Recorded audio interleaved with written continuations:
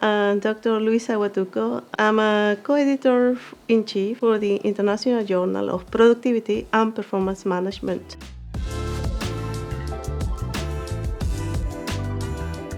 Yes, so the current methodologies and topics, we receive a variety of perspectives and papers. Most of them are in relation to, obviously, productivity and performance management in the operations and supply chain, but also we have a range of methodologies from case studies to computer simulations to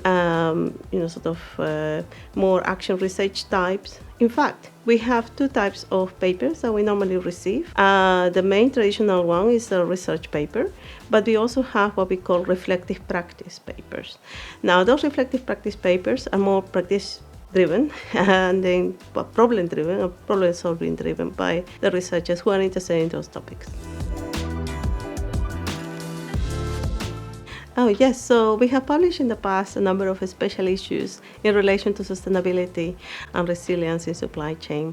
The one that has been most downloaded is a circular economy and digital technologies in supply chain management. They have proven really obviously very popular with our readership, but also has started off a conversation, how do we use our research knowledge to actually make an impact in the real world. So the grand challenges of climate change, obviously we are all very much affected by it as people, organizations and businesses. We believe that by doing our research with this in mind, tackling those type of problems that affect, for example, as I mentioned in the keynote, there was some context of flooding or natural disasters that affect us all, but particularly organizations. And how can we make sure those transportation and supply chain management links and keep on going despite those disruptions, or how the time to recovery can be minimized, as well as the cost attached to that time of recovery, but also the ability to improve in future. So sometimes we talk about going back to normal, and it's a new normal.